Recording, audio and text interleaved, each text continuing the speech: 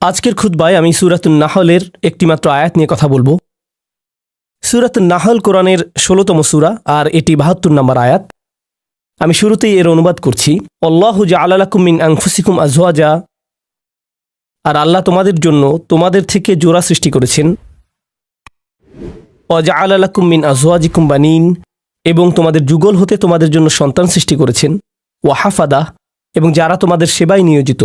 এর অর্থ নাতি নাতনিও হয়, একটু পরে নিয়ে কথা বলছি। তাহলে এর দ্বারা সন্তান সন্ততি এবং নাতি নাতনিও বোঝায়। ওয়া রাযাকাকুম মিনাত তাইয়্যিবাত, সকল উত্তম ও পবিত্র উৎস থেকে তিনি তোমাদেরকে রিজিক দিয়েছেন। আফাবিল বাতিলি ইউমিনুন, এত সব কিছুর পরেও কি তারা ভিত্তিহীন বাতিল জিনিসের উপর বিশ্বাস করবে? অবিনিয়ামাতিল্লাহি হুম ইয়াকফুরুন, আর আল্লাহর অনুগ্রহকে তারা অস্বীকার করবে। এই আয়াতটি মূলত আল্লাহ আযজা ওয়া জাল্লার পক্ষ থেকে একটা গভীর অর্থপূর্ণ বার্তা। আমি আশা করছি যে কয়েক মিনিট আপনাদের সাথে ব্যয় করব। এই সময়ে অন্তত আমরা আয়াতটির কিছু অংশ নিয়ে আলোচনা করতে পারব, নিশ্চিতভাবেই সব কিছু না। কোরআনের বিভিন্ন স্থানে আল্লাহ আমাদের প্রতি তার অনুগ্রহের কথা জানিয়েছেন। তিনি আমাদের চারপাশে যে সুন্দর সুন্দর জিনিসগুলো সৃষ্টি করেছেন, যা আমাদের সেবা দিয়ে যাচ্ছে বা কল্যাণে আসছে, আর আমাদের উচিত এগুলো নিয়ে ভাবা এবং এগুলোর জন্য আল্লাহর নিকট কৃতজ্ঞ হওয়া।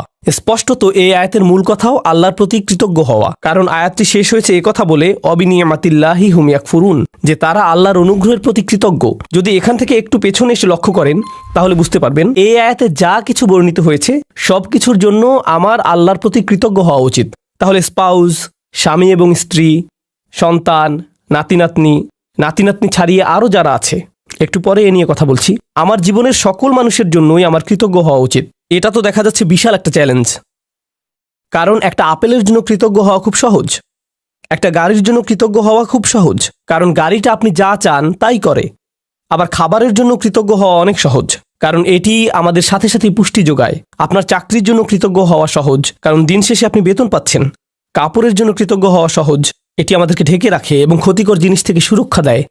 তো এমন সব জিনিসের জন্য কৃতজ্ঞ হওয়া খুবই সহজ, যেসব জিনিসের সুবিধা আমি তাৎক্ষণিকভাবে প্রত্যক্ষ করি, কিন্তু আমি বুঝতে পারছি না স্বামী, স্ত্রী, সন্তান এদের জন্য কিভাবে কৃতজ্ঞ হব। মানে বিষয়টা বেশ জটিল আকার ধারণ করতে পারে। সিরিয়াসলি, আপনি তাদেরকে দেখেছেন? তারাও আশীর্বাদ। আপনি আমার বাবাকে চেনেন, উনিও কি আশীর্বাদ? আমার বাচ্চাদের কখনো দেখেছেন তারা কিভাবে আমার সাথে কথা বলে জানেন? তারা আমার জন্য অনুগ্রহ। এদের জন্য আমার কৃতজ্ঞ হওয়া উচিত। আমার জন্য আয়াতের অর্থ বলে দেওয়াটা খুব সহজ। এই যে আল্লাহ চান আমরা যেন কৃতজ্ঞ হই আমাদের স্বামী বা স্ত্রীর জন্য, সন্তানদের জন্য, নাতি নাতনিদের জন্য। প্রসঙ্গত এখানে আরো জটিল এবং মজার একটা ব্যাপার আছে। হাফাদাহ নাতি নাতনি অর্থে ব্যবহৃত হয়। প্রকৃতপক্ষে এটি হাফিদের প্রচলিত বহুবচন। হাফিদ একবচন মানে নাতি, বহুবচন আহফাদ এবং হুফাদা, যার অর্থ নাতি নাতনিরা। আর হাফাদাহ সম্পর্কে আত-তাবারি সহ অনেকে বলেন কুল্লু মান ইউইন ওয়া ইয়াখদিম, অর্থাৎ যারাই আপনার কোনো কাজে এসেছে, যাদের সাহায্য পেয়েছেন আপনার বৈবাহিক আত্মীয়তার কারণে, এমন প্রত্যেকে যারা আপনাকে সাহায্য করেছে বা যাদের সাথে আত্মীয়তার বন্ধনে যুক্ত হয়েছেন বিয়ে করার কারণে, তারাই মূলত হাফাদায়ের অন্তর্ভুক্ত। তাই অনেক আগেই মুজাহিদ শ্বশুরবাড়ির আত্মীয়দের হাফাদায়ের অংশ বলেছেন। তাহলে এই যে কোরআনে শ্বশুরবাড়ির আত্মীয়দের নিয়েও আয়াত আছে, কারো মনে যদি জিজ্ঞাসা থাকে এ নিয়ে, ব্যাপারটা আরো জটিল আকার ধারণ করে, কারণ শ্বশুরবাড়ির আত্মীয়দের নিয়েও আমাদের কৃতজ্ঞ হওয়ার কথা। কি সিরিয়াসলি? এই মানুষগুলোর জন্য এত কিছু সহ্য করার পর এদের জন্য কিনা আমাকে কৃতজ্ঞ হওয়া উচিত? এ কারণে যখন আমি বলি আমরা একটি আয়াত পড়তে পারি, অনুবাদ করতে পারি এবং সামনে এগিয়ে যেতে পারি, অথবা থেমে গিয়ে বলতে পারি একটু থামুন, কি এটা আমার ব্যাপারে বলছে? এটা নিশ্চয়ই অন্য কারো সম্পর্কে বলছে। তাদের নিশ্চয়ই এমন সন্তানরা আছে যাদের জন্য তাদের কৃতজ্ঞ হওয়া উচিত, কারণ তাদের বাচ্চারা ভালো। তাদের বাচ্চারা আমারগুলোর মতো নয়। তাদের জীবনসঙ্গী নিশ্চয়ই তাদের অনেক প্রশান্তি দেয়, আমার জীবনসঙ্গী নয়। আমারগুলো কেবল আমাকে দুশ্চিন্তা এবং কষ্ট দেয় আর তর্ক করে। তাদের কাছ থেকে শুধু এটাই পাই। তারা তো আমাকে কৃতজ্ঞ হওয়ার কোনো কারণই দেয় না। ওরা সহজে কৃতজ্ঞ হতে পারে কারণ ওরা আল্লাহর নিয়ামত পেয়েছে, কিন্তু আমার পক্ষে তো এই পরিবারের জন্য কৃতজ্ঞ হওয়া সম্ভব না। আমার জীবনে তো তাদের মতো শান্তি নেই। আল্লাহ এখানে এরকম কোনো ব্যতিক্রম তৈরি করেননি। প্রসঙ্গত তোমাদের যাদের ভালো সন্তান, ভালো নাতি নাতনি, চমৎকার শ্বশুরবাড়ি এবং অসাধারণ স্ত্রী আছে, তাদের উচিত কৃতজ্ঞ হওয়া। বাকিরা অনলাইনে অভিযোগ করতে পারো আর এই নিয়ে মিম বানাতে পারো। না, এভাবে কোনো পার্থক্য করা হয়নি। এটা সবার জন্য বলা হয়েছে। আমরা যদি ব্যাপারটা নিয়ে আরেকটু গভীরভাবে চিন্তা করি, নবীদের জীবনী অধ্যয়ন করলে আমরা দেখব অনেক নবীদের স্ত্রীরাই তাদেরকে কষ্ট দিয়েছেন। যেমন নূহ আলাইহিস সালাম, লূত আলাইহিস সালাম। কিছু নবীদের সন্তানেরা তাদের কষ্ট দিয়েছেন, যেমন নূহ আলাইহিস সালাম, ইয়াকুব আলাইহিস সালাম, তাদের সন্তানেরা কষ্ট দিয়েছেন। ইব্রাহিম আলাইহিস সালাম আশঙ্কায় ছিলেন যে তার নাতিরা বা ভবিষ্যৎ প্রজন্ম শিরকে লিপ্ত হবে, আর এটাই সত্য হয়েছিল ইব্রাহিম আলাইহিস সালামের বংশধরদের নিকট থেকে। তো এগুলো সবই বাস্তবতা। আল্লাহর চাইতে বাস্তবতা সম্পর্কে বেশি কেউ জানে না। আর সেই রবই এই আয়াতের শেষে আমাদের কৃতজ্ঞতা প্রকাশ করতে বলেছেন। তাই আজকের খুতবায় প্রথমে আমি আপনাদের কাছে ধাঁধার মতো প্রায় ব্যাপারটা বর্ণনা করতে চাচ্ছি, কিভাবে আমরা এর সমাধান করব বা কিভাবে আমরা এর প্রকৃত অর্থ বুঝব।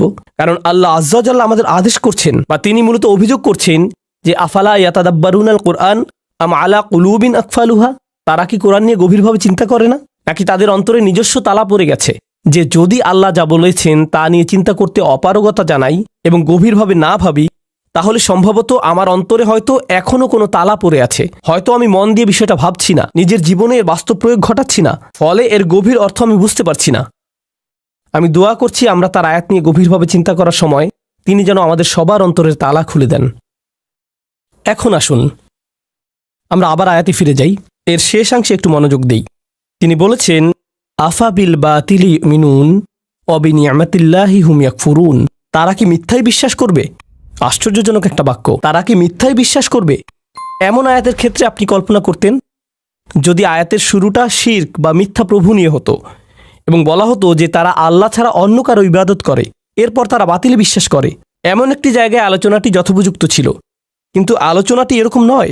কথাটা এমন ছিল যে তিনি তোমাদের মধ্য থেকে তোমাদেরকে দিয়েছেন স্ত্রী, সন্তান, নাতি নাতনি, শ্বশুরবাড়ি, বড় পরিবার এবং যারা তোমাদের সহযোগিতা করে এসব, এবং তারপর বলা হলো এরপরও কি তারা বাতিলকে বিশ্বাস করবে? সুবহানাল্লাহ, এ কথাটা এখানে কেন? তো আরেকটা ধাঁধা, আমি একটা ধাঁধার উপর আরেকটা ধাঁধা যোগ করছি, তাই না? তারা কি মিথ্যায় বিশ্বাস করবে? এখানে মিথ্যার বিপরীত হলো সত্য, তাই না? আফাবিল বাতিলি ইউমিনুন অবিল হাক্কি হুম ইয়াকফুরুন, তারা কি মিথ্যায় বিশ্বাস করবে আর সত্যকে অস্বীকার করবে? কারণ মিথ্যার বিপরীত হলো সত্য। কিন্তু আল্লাহ সত্য শব্দটি বলেননি, বরং তিনি বলছেন আল্লাহর অনুগ্রহ। তিনি আল্লাহর অনুগ্রহ বলছেন এর পরিবর্তে। আর যদি আপনি আল্লাহর অনুগ্রহ শব্দটির বিপরীত শব্দ নেন নাকবা, তখন এর অর্থ দাঁড়াবে তারা কি কাঠিন্যতায় বিশ্বাস করবে? তারা কি এমন জিনিসের উপর ঈমান আনবে যা তাদেরকে কষ্ট দেয়, মাসায়েব? আর তারা কি আল্লাহর অনুগ্রহ অস্বীকার করবে? হয় আপনি সত্যের বিপরীতে মিথ্যা বলবেন, না হয় অনুগ্রহের বিপরীতে কষ্ট। অথচ আল্লাহ কিন্তু এভাবে বলেননি, তিনি এগুলোকে একত্রিত করেছেন। আর আয়াতের মূল অর্থ বোঝার জন্য আমরা এখান থেকেই শুরু করব। সচরাচর ভাষা ব্যবহারে আমরা কোনো শব্দের সরাসরি বিপরীত শব্দ ব্যবহার করি, দিন রাত, ভালো মন্দ, এগুলো সরাসরি বিপরীত। কিন্তু কোরআনে আল্লাহ মাঝে মাঝে একটু জটিল বিপরীত ব্যবহার করেন। তিনি এভাবে বলেন না যে এর বিপরীত বি, তিনি বিপরীত বোঝাতে এমন ভিন্ন আঙ্গিকে আমাদের চিন্তা করান যা একমাত্র তিনিই পারেন। এখানে আল্লাহ আপনাকে আমাকে শেখাচ্ছেন যে এ আয়াতে মিথ্যার বিপরীত হলো আল্লাহর অনুগ্রহ, সত্য নয়। আর আল্লাহর অনুগ্রহ মূলত সত্যের বিকল্প হিসাবে ব্যবহৃত হয়। এই ধারণাটি খুবই শক্তিশালী। সত্যের আরবি হলো হক, আবার হক এর অর্থ উদ্দেশ্যপূর্ণ। তাই হক অর্থ কেবল সত্য নয়, উদ্দেশ্যপূর্ণও হয়। যেমন আল্লাহ বলেন খালাকাস সামাওয়াতি ওয়াল আরদা বিল হক, তিনি বিশেষ উদ্দেশ্যে আকাশসমূহ এবং পৃথিবী সৃষ্টি করেছেন। এখানে উদ্দেশ্য বোঝাতে কোন শব্দটি এসেছে? সত্য, হক। সুতরাং হক শব্দের দুইটি দিক আছে। তো আসুন এই আয়াতটি এই দৃষ্টিকোণ থেকে চিন্তা করি। এই যে আমার অবাধ্য সন্তানেরা, আমার ছেলে আমার সাথে তর্ক করে, আমার মেয়ে আমার সালামের জবাব দেয় না, আমার নাতিরা আমাকে ভুলে গেছে, আমার স্ত্রী আমাকে কেবল অসম্মান করে, আর অন্যদের কাছে আমার দুর্নাম করে বেড়ায়, আল্লাহ বলছেন তিনি এই সব কিছুই দেখছেন, আর আমি দেখি সমস্যা। কিন্তু আসলে এরকম জটিল সম্পর্কের মধ্যেও একটা নিয়ামত আছে, আর সেই নিয়ামত বা কল্যাণ তাদের কাছ থেকে আসছে না। এই কল্যাণ কেবলই আল্লাহর কাছ থেকে আসে। তাদের কাছ থেকে শুধু কষ্ট আসে, কিন্তু সেই কষ্টের পেছনে যে প্রজ্ঞা, যে কল্যাণ আছে, তা শুধুমাত্র আল্লাহর পক্ষ থেকেই আসে। তাই আল্লাহ বলেননি অবিনিয়ামাতি হুম ইয়াকফুরুন, তিনি বলেছেন অবিনিয়ামাতিল্লাহি হুম ইয়াকফুরুন। তিনি নিয়ামাকে তার নিজের সাথে সম্পৃক্ত করেছেন। তিনি নিয়ামতকে যুক্ত করেননি তাদের সাথে, করেছেন নিজের সাথে। তাই আমরা এখন গভীরভাবে চিন্তা শুরু করা উচিত। পরিবারের ভেতর যত ঝামেলাপূর্ণ কথাবার্তা হয়, যত ঝামেলাপূর্ণ পরিস্থিতি আমাকে মোকাবেলা করতে হয়, সবগুলো নিয়ে। তাই আমরা একটু পেছনে সরে এসে আমাদের দৃষ্টিভঙ্গি বদলাবো নিজেদের পরিবার নিয়ে। কারণ এই আয়াতটি আমাদের বৃহত্তর পরিবার সম্পর্কেই। মূলত বেশিরভাগ মানুষের ক্ষেত্রেই যদি জীবনের কিছু নিয়ে অভিযোগ করার থাকে, অর্থনৈতিক বা স্বাস্থ্যগত ব্যাপার ছাড়া যদি তাদের জীবনে কোনো মানুষ নিয়ে অভিযোগ করার থাকে, সেই মানুষটি সম্ভবত নিজ পরিবারের কেউ। জীবনের অধিকাংশ নাটকের অবস্থান এখানে। জীবনের সকল চাপের উৎপত্তি এখান থেকেই। ফোন আসলে ফোনের কাছে যাবার আগেই আপনি বলে ওঠেন আল্লাহ তার কল যেন না হয়, মনোবল শক্ত করে নিচ্ছেন আগে থেকেই। অথবা কোনো বিয়েতে বা অনুষ্ঠানে গিয়ে আপনি ভালো সময় কাটাচ্ছেন, হঠাৎ আপনার স্ত্রী আপনার দিকে তাকালো, বা আপনি তার দিকে তাকালেন। স্ত্রী ভাবতে লাগলো, ওহো, আজকে আমার খবর আছে। বাড়ি ফেরার জন্য গাড়িতে ওঠা মাত্রই তিনি বকাঝকা শুরু করবেন। পরিস্থিতি ভালো মনে হচ্ছে না। পরবর্তী ঝগড়া শুরু হওয়ার আগেই যেন দাঁতে দাঁত চেপে প্রস্তুতি নেওয়া শুরু করলেন। জানেন, সম্ভবত ব্যাপারটাকে অন্য দৃষ্টিকোণ থেকেও দেখা যায়। সম্প্রতি আমাকে একজন একটা প্রশ্ন করেছেন। আজকের আয়াতটি ভালোভাবে বোঝার জন্য এটি একটা উদাহরণ হতে পারে। মা আর মেয়ের মধ্যে ফোনে কথা হচ্ছে। মা বলছে, জানো তোমার অমুক কাজিন, আমরা তার নাম দিলাম কাজিন এ, তোমার কাজিন এ সবসময় কাজিন বি সম্পর্কে বাজে কথা বলে। তার সমস্যাটা কি? কেন সে সারাক্ষণ কাজিন বি সম্পর্কে মন্দ কথা বলে? মেয়ে বলল, এটা নিয়ে চিন্তা করো না মা, সে তার ভালো ভালো আমলগুলো তাকে দিয়ে দিচ্ছে।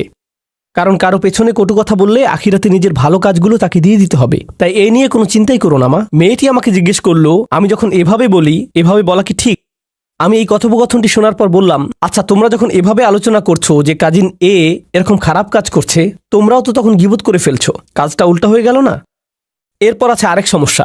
তুমি কি অতি সহজেই বলে ফেলছো না যে চিন্তা করো না, আমরা আখিরাতে তার কাছ থেকে নিয়ে নিব? কেউ যদি তোমার সারা জীবনের সঞ্চয় কেড়ে নিতে চায়, এখনই তোমার বাড়িতে এসে তোমার গাড়ির চাবি, ক্রেডিট কার্ডস, ব্যাংক পাসওয়ার্ড নিয়ে নেয় আর বলে বের হয়ে যাও, তখন তো বলবে না যে চিন্তা করো না, আমরা আখিরাতে নিয়ে নিব। তুমি তো এই জীবনের জিনিসগুলোই ছেড়ে দিতে পারো না, আর এত অনায়াসে তোমার কাজিনের আখিরাত ছেড়ে দিচ্ছ। কোনো সমস্যা নেই, আমরা শেষ বিচারের দিন নিয়ে নিব। হয়তো আমরা একটু পেছনে সরে এসে বলতে পারতাম, না, নিশ্চয়ই এই বিরোধের কোনো কারণ আছে, আমাদের এই চ্যালেঞ্জটাকে নিয়ে একটু নিয়ামতে পরিবর্তন করে ফেলতে হবে। কারণ আল্লাহ এই সম্পর্কগুলোকে বলেছেন নিয়ামত। আমার ছেলে, আমার কাজিন, আমার পরিবার, আমার শ্বশুরবাড়ি, এগুলো কেবল আছে মানেই নিয়ামত নয়, কেবল তাদের থাকাটাই নিয়ামত নয়। স্পষ্ট রূপেই এখানে শুধু তাদের বর্তমান থাকার কথাই বলা হচ্ছে না, তাদের সম্পর্কটা আমার সাথে কতগুলো অভিজ্ঞতার সমষ্টি, কতগুলো কথোপকথন এবং আদান প্রদানের সমষ্টি। কিভাবে আমি একে একটি নিয়ামতে পরিণত করব? মা, কখনো জানতে চেয়েছো আমার কাজিনের এত রাগ কেন? নিশ্চয়ই কিছু ঘটেছিল। কখন ঘটেছে? ও, তোমার মনে আছে ওই বিয়ের কথা, যেখানে অমুক অমুক ব্যাপারগুলো ঘটেছিল? ও, তখন থেকেই সমস্যার শুরু। আমরা হয়তো তাদের দুজনকে নিয়ে একসাথে বসতে পারি এবং সমস্যাটার একটা সমাধান করতে পারি। আমরা হয়তো সমস্যাটার সমাপ্তিতে সাহায্য করতে পারি, এটাকে আরো বড় করার পরিবর্তে। এই নিয়ে পেছনে কথা না বলে, অভিযোগ না করে আমরা হয়তো সমাধানের একটা অংশ হতে পারি, যেন পরিবারটি আত্মীয়তার সম্পর্কের মাঝে যে নেয়ামত লুকিয়ে আছে তার অভিজ্ঞতা লাভ করতে পারে। আপনার পরিবারে যে মানুষগুলোর আগমন ঘটে, আমার পরিবারে যে মানুষগুলোর আগমন ঘটে, ভালো হোক বা মন্দ, আল্লাহ একটা উদ্দেশ্যকে সামনে রেখেই তাদেরকে আমাদের জীবনে পাঠিয়েছেন। তার সব কাজেই উদ্দেশ্য থাকে। মাঝে মাঝে আপনি আপনার ভাইকে দেখে ভাবেন, তুমি কিভাবে আমার ভাই? কখনো কখনো কিছু মানুষ তাদের বাবা মাকে দেখে ভাবে, সিরিয়াসলি তোমরা আমার বাবা মা? তোমাদের সাথে আমার তো কোনো মিলই নেই, কিভাবে তোমরা আমার মা বাবা? আপনি অবাক হয়ে ভাবেন, আমরা যদি একই পরিবারে না হতাম, আমার মনে হয় না তোমাদের সাথে আমি কিছু করতাম বা করার ইচ্ছা করতাম। কিন্তু আল্লাহ মানুষকে বিশেষ উদ্দেশ্যে একত্রিত করেন। তিনি ভালো করেই জানেন কাকে কার পরিবারে রাখতে হবে এবং কাকে কার সাথে জেনেটিক্যালি সংযুক্ত করতে হবে। এমনকি তিনি আপনার শ্বশুরবাড়ির ব্যাপারেও প্ল্যান করে রেখেছেন। ইন্না লিল্লাহি ওয়া ইন্না ইলাইহি রাজিউন। এর জন্যও তিনিই পরিকল্পনা করে থাকেন। এখন সবকিছুকে একটা বড় পরীক্ষা মনে হতে পারে, কিন্তু আমি যদি নির্দিষ্ট একটি দৃষ্টিকোণ থেকে আয়াতটি নিয়ে চিন্তা করি, আমাকে এখানে আশীর্বাদ খুঁজে পেতে হবে। আমি এখানে আশীর্বাদ খুঁজে পাবো না যদি আমি সবকিছুকে উদ্দেশ্যপূর্ণ দৃষ্টিতে না দেখি। সম্ভবত এই ঝগড়ার পেছনের উদ্দেশ্য আমাকে খুঁজে বের করতে হবে এবং সঠিক কাজটি করতে হবে, সঠিক কথাগুলো বলতে হবে যেন এই বিরোধের নিষ্পত্তি হয়। আল্লাহ এমন মানুষদের নিয়ে কথা বলেছেন যারা সত্যিই তাকে বিশ্বাস করে। তিনি তাদের সম্পর্কেও বলেন যারা বিপরীতে ফাসাদ তৈরি করে। তিনি বলেন, ওয়ায়াকতাউনা মা আমারাল্লাহু বিহি আন ইউসাল ওয়া ইফসিদুনা ফিল আরদ। তারা ছিন্ন করে ফেলে আল্লাহ যা অবিচ্ছিন্ন রাখার নির্দেশ দিয়েছেন। পারিবারিক বন্ধনগুলো অটুট রাখা সত্যিই কঠিন। স্বামী স্ত্রীর সম্পর্ক মজবুত রাখা কঠিন। সন্তান সন্ততিদের মাঝে বন্ধন বজায় রাখা কঠিন। ভাই বোনদের মাঝে রাগারাগি তীব্র আকার ধারণ করতে পারে। পিতামাতা এবং সন্তানদের মাঝেও রাগারাগি তীব্র আকার ধারণ করতে পারে। আপনার নিজের পরিবার এবং শ্বশুরবাড়ির মাঝে মতবিরোধ প্রচণ্ড খারাপ হয়ে পড়তে পারে। ওইগুলো ছোটখাটো মতবিরোধ নয়, কিন্তু এই সকল মতবিরোধের প্রতি আমি যদি উদ্দেশ্যপূর্ণ দৃষ্টিতে তাকাই, জানেন আমি কি করব? আমি কোনো না কোনোভাবে এটাকে আশীর্বাদে পরিণত করব। আমি এই ঝগড়া সমাধানের একটা উপায় খুঁজে বের করব। আমি এই নিয়ে আলোচনা চালিয়ে যাওয়ার একটা উপায় খুঁজে বের করব। আল্লাহ আমাদের নবীদেরকে এমন সব কঠিন পরিস্থিতিতে ফেলেন, কিন্তু তবুও তারা এতে আল্লাহর নিয়ামত খুঁজে পান, কারণ তারা সব কিছুর দিকে উদ্দেশ্যপূর্ণ দৃষ্টিতে তাকান। তো এটাই আমাদের প্রথম শিক্ষা, আবিনিয়ামাতিল্লাহি হুম ইয়াকফুরুন থেকে। এই আয়াতের আরেকটা দিক আমি নিজেকে এবং আপনাদেরকে স্মরণ করিয়ে দিতে চাই। সেটা হচ্ছে আল্লাহ বলছেন, আল্লাহু জাআলা লাকুম মিন আনফুসিকুম আজওয়াজা। খুবই ভারী কিছু কথা। আল্লাহ কেবল বলেননি যে তিনি তোমাদের জন্য স্ত্রী দিয়েছেন। এটা অনেক সহজ হতো। আল্লাহু জাআলা লাকুম আজওয়াজা, আল্লাহ তোমাদের স্ত্রী দিয়েছেন। যথেষ্ট ছিল। কিন্তু না, আল্লাহু জাআলা লাকুম মিন আনফুসিকুম আজওয়াজান, আল্লাহ তোমাদের মধ্য থেকেই তোমাদের জন্য দিয়েছেন স্ত্রী, তোমাদের মধ্য থেকেই। এটা নিয়ে গভীরভাবে ভাবতে গিয়ে মুফাসসিরগণ চমৎকার কিছু কথা বলেছেন। এই আয়াতে তোমরা কারা? আপনি, আমি, আমরা মানুষ। আরবিতে মানুষকে ইনসান বলা হয়, যা উনস এবং ইস্তিনাসের সাথে সম্পর্কিত। মানে এটি মমতা, আন্তরিকতা, ভালোবাসা আর সৌজন্যতার সাথে সম্পৃক্ত। এই অনুভূতিগুলো একজন মানুষের অন্তরে প্রদান করা হয়েছে। অন্যের অনুভূতির প্রতি শ্রদ্ধাশীল হওয়া, যেমন আল্লাহ তাআলা বলছেন কারো অনুমতি ছাড়া তার ঘরে প্রবেশ না করতে। আপনার বন্ধুর বাসায় গিয়ে সোজাসুজি ভিতরে চলে যেতে পারবেন না, তাই না? হাত্তা তাস্তানিসু, যতক্ষণ না অনুভব করেন যে আপনাকে আশা করা হচ্ছে। তো রাত ৩টার সময় বন্ধুর বাসায় এটা ভেবে যাওয়া উচিত নয় যে আমি এখন গেলেও সে কিছু মনে করবে না, আমি জাস্ট হেঁটে ঢুকে যাব। না, এভাবে সোজা ঢুকে যেতে পারবেন না। আর অস্বস্তিকর সময় যাওয়া উচিত না। আপনার অন্তত এই বুঝটা থাকা দরকার যে কখন যাওয়াটা উত্তম হবে। ইনসান অর্থাৎ মানুষ শব্দটি সরাসরি যত্ন, সৌজন্যতা এগুলোর সাথে সম্পৃক্ত। উনস এবং ইস্তিনাস, আল্লাহ বলেছেন তিনি আমাকে যে উপাদান থেকে সৃষ্টি করেছেন সেই একই উপাদান থেকে আমার স্ত্রীকেও সৃষ্টি করেছেন। তাই আমার যদি আবেগ অনুভূতি থেকে থাকে, ভাবনা থেকে থাকে, মতামত থেকে থাকে, তারও সেগুলো আছে। একজন স্ত্রীরও এভাবে ভাবা উচিত যে আমার যেমন আবেগ আছে, কিছু একটা যদি আমাকে বিরক্ত করে, কিছু জিনিস আমি ভালোবাসি, কিছু একটার প্রতি আমি আগ্রহী, তারও কিছু ব্যাপারে আগ্রহ আছে। আর এগুলো একই রকম হতে পারে না, কারণ আমরা একই রকম নই। ওমা খালাকাজ যাকারা ওয়াল উনসা ইন্না সা'য়াকুম লাশাত্তা, তিনি নারী পুরুষের মাঝে পার্থক্য সৃষ্টি করেছেন। একই সময়ে আমরা একে অপর থেকে ভিন্ন। আল্লাহ বলছেন যখন মিন আনফুসিকুম আজওয়াজান, এই শব্দগুলোর মাঝে সত্যিই খুব সুন্দর একটা ইশারা রয়েছে, চমৎকার একটা ইঙ্গিত রয়েছে এই শব্দগুলোর মাঝে। যেহেতু সে আমার থেকে এসেছে, আমাকে সেই অনুভূতিটি বোঝার চেষ্টা করতে হবে। যদি সে কষ্টদায়ক কিছু বলে, কোথা থেকে এর উৎপত্তি হলো, কোন অনুভূতি থেকে এই আচরণের উৎপত্তি হলো, কোন কারণে সে এটা বলল, সে খারাপ এজন্য এটা বলেনি, সে রকচটা এই জন্য এটা বলেনি, এগুলো সহজ উত্তর, তাই না? সে অহংকারী তাই সে সব বলছে। সম্ভবত এর পেছনে যাকে আপনি অহংকারী বলছেন হয়তো তীব্র মনোবেদনা রয়েছে। আপনি আপনার মতো করে মনোকষ্টের সাথে ডিল করেন, আর সে তার মতো করে ভিন্ন একটি উপায়ে মনোকষ্টের মোকাবেলা করে। তার মনোবেদনাটা হয়তো কষ্টদায়ক শব্দের মাধ্যমে প্রকাশিত হয়, বা শব্দগুলো আপনার কাছে বেদনাদায়ক মনে হয়। যদি আমরা এই ইস্তিনাসের চর্চা করি, তাহলে আমাদের পারিবারিক সম্পর্কগুলোতে আপনি আপনার ছেলের আচরণকে অসম্মানজনক আচরণ হিসেবে দেখবেন না। আপনি দেখবেন এই অসম্মানজনক আচরণের পেছনে নিশ্চয়ই কোনো কারণ আছে যার সমাধান হওয়া জরুরি।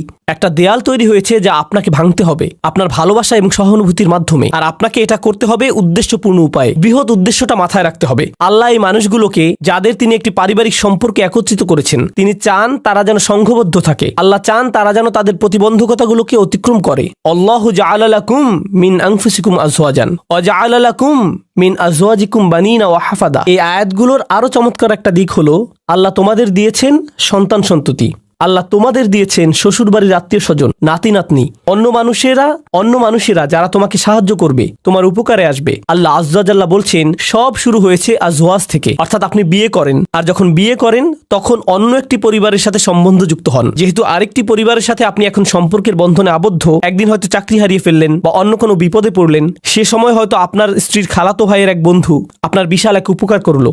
জানেন, এই যে সম্পর্কগুলো তৈরি হয়েছে, যেগুলোর মাধ্যমে আল্লাহ আপনাকে সাহায্য করেন, রিজিক প্রদান করেন, এমন সব উপায়ে যা ছিল অকল্পনীয় শুধু ওই আত্মীয়তার কারণে, কারণ ওই আত্মীয়তার মাধ্যমে কানেকশন তৈরি হয়েছিল। তো আল্লাহ আমাদের বলছেন এই সম্পর্কগুলোর দিকেও তাকাও। মানুষের সাথে যে সম্পর্কগুলো তোমাদের আছে আর তোমাদের জীবনে ওই সম্পর্কগুলোর প্রভাব, এগুলো সবই আল্লাহর প্ল্যান। তিনি এগুলো প্রদান করেছেন। যে মানুষগুলো আমার জীবনে এসেছে তিনিই সেগুলো প্রদান করেছেন। এর মানে এটা নয় যে সবাই সবসময় কাজে আসবে, এর মানে এটা নয় যে সবাই খুবই ভালো, কিন্তু এর মানে এটা যে আমাদেরকে সবকিছুর দিকে উদ্দেশ্যপূর্ণ দৃষ্টিতে তাকাতে হবে। এই উদ্দেশ্যটা সবার আগে মাথায় রাখতে হবে। এখন খুতবার শেষ অংশে আমি এই ধাঁধাটার কথা বলবো যা পুরোপুরি এখনো সমাধান করিনি। আফাবিল বাতিল ইউমিনুন, তারা কি মিথ্যাতে বিশ্বাস করতে থাকবে? এখানে এমনকি মিথ্যার কথা বলা হচ্ছে কেন? এই আয়াতটি হওয়ার কথা কৃতজ্ঞতা এবং অকৃতজ্ঞতা নিয়ে, কিন্তু আল্লাহ একে ঈমান এবং অবিশ্বাসের বিষয় বানিয়ে ফেললেন। ব্যাপারটা কৌতূহল জাগ্রত করে। তাহলে আমরা এখান থেকে কি শিখব? মূলত এখান থেকে আমরা শিখব আমার ঈমান, আমার বিশ্বাস সরাসরি এই ব্যাপারটার সাথে সম্পৃক্ত যে আমি কতটুকু কৃতজ্ঞ। আমি যত বেশি কৃতজ্ঞ আমার ঈমান ততই মজবুত। আমি যত কম কৃতজ্ঞ আমার ঈমান ততই দুর্বল। আমি যদি অসত্য ব্যাপারগুলোর প্রতি বেশি গুরুত্ব প্রদান করি, এখানে বাতিল মানে আমি আমার পরিবারের দিকে তাকালে সমস্যা ছাড়া কিছুই দেখি না। আমি শুধু দেখি এই মানুষগুলোর কারণে আমার জীবন এতটা কঠিন, তারা এটা করেছিল, সেটা করেছিল, অমুক তমুক করেছিল। আপনার মাথায় সব সময় তাদের বিরুদ্ধে অভিযোগের তালিকা ঘুরতে থাকে, যেন আপনার মাথায় এর বসবাস। সর্বদা কল্পনায় বারবার ঝগড়ার সময়টাতে ফিরে যান। আমার এখনো মনে আছে তুমি কি কি করেছিলে, আমার এখনো মনে আছে তুমি কি বলেছিলে। তাদেরকে আপনি ওই ঘটনাগুলোর আলোকেই বিচার করেন। এখন আপনি তাদের দেখেন আপনার সমস্ত কষ্টের মূল হিসেবে। তারা এখন এতটুকুতেই সীমাবদ্ধ হয়ে গেল। এটাই হলো বাতিল। যদিও তারা আপনাকে কষ্ট দিয়েছে, এর পেছনে রয়েছে আল্লাহর নেয়ামত। আপনাকে অবশ্যই সেই নেয়ামত আবিষ্কার করতে হবে। যদি তাদেরকে আপনার জীবনের অভিসম্পাদে সীমিত করে ফেলেন, যদি তাদেরকে জঘন্য মানুষে বা কষ্ট দেয়া মানুষে সীমিত করে ফেলেন, তারা মানুষ, তারা শয়তান নয়। কেউই ফেরেশতা নয় এবং কেউই শয়তান নয়। আল্লাহ ফেরেশতা এবং শয়তান সৃষ্টি করেছেন, তারা ভিন্ন ধরনের প্রজাতি। আমরা মানুষ। এর মানে কি জানেন?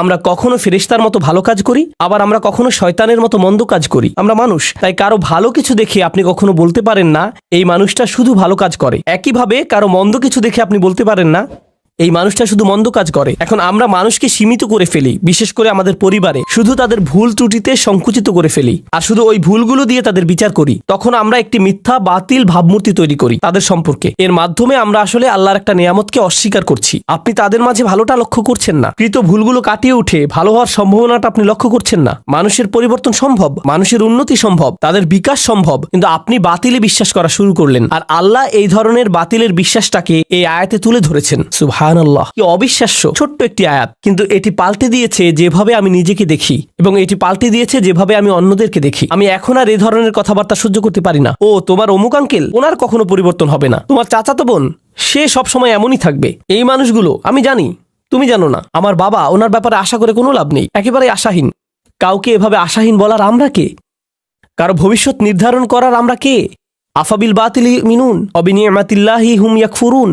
আল্লাহ আজ্জা জাল্লা আমাদেরকে সত্যিকারের মমতা দান করুন এবং কৃতজ্ঞতা দান করুন যে পরিবার তিনি আমাদের দান করেছেন তার জন্য। আল্লাহ আজ্জা জাল্লা আপনাকে দান করুন প্রজ্ঞা, শক্তিমত্তা এবং হেদায়েত, যেন পরিবারের ভেতরের চ্যালেঞ্জগুলো কাটিয়ে উঠতে পারেন, যেন ব্যাপারগুলো নিয়ে অর্থপূর্ণ গভীর আলোচনা করতে পারেন উদ্দেশ্যপূর্ণ উপায়ে আপনার পরিবারের সাথে। সবসময় যেন মনে রাখতে পারেন এই সকল চ্যালেঞ্জের পেছনে উদ্দেশ্য আছে।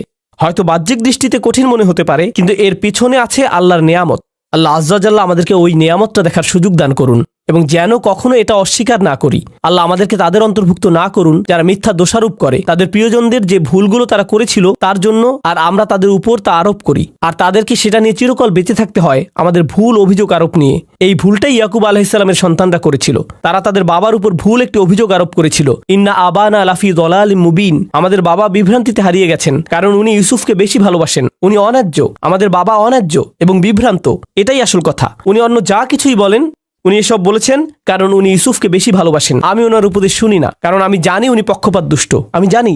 এখন যেহেতু তারা ওনাকে পক্ষপাতী হিসেবে কল্পনা করে নিয়েছে, ওনার ব্যাপারে একটি বাতিল ধারণা এঁকে নিয়েছে, একই কাজ আমরাও আমাদের পরিবারের সদস্যদের সাথে করতে পারি। আমরা তাদের শরীরে একটি বাতিল স্টিকার লাগিয়ে দিতে পারি। এখন তারা যাই বলুক এগুলোর কোনো অর্থ নেই, কারণ আমরা ইতিমধ্যে মেনে নিয়েছি তাদের সব কথা সেই একই ভুল জায়গা থেকে এসেছে। তাই আমি দোয়া করি পরস্পরের প্রতি এমন করা থেকে আল্লাহ আমাদের রক্ষা করুন এবং আমাদের পরিবারগুলোকে একত্রিত করে তুলুন। আল্লাহ আমাদেরকে সাহায্য করুন যেন কাটিয়ে উঠতে পারি এবং সুস্থ হতে পারি ওই ব্যথাগুলো থেকে যা আমরা তাদের কাছ থেকে পেয়েছি, এবং তিনি আমাদেরকে যে নিয়ামত দান করেছেন তার জন্য যেন সত্যিকার অর্থে কৃতজ্ঞ হতে পারি। বারাকাল্লাহু লি ওয়া লাকুম ফিল কুরআনিল হাকিম ওয়া নাফা'নি ওয়া ইয়্যাকুম বিল আয়াতি ওয়া যিকরিল হাকিম।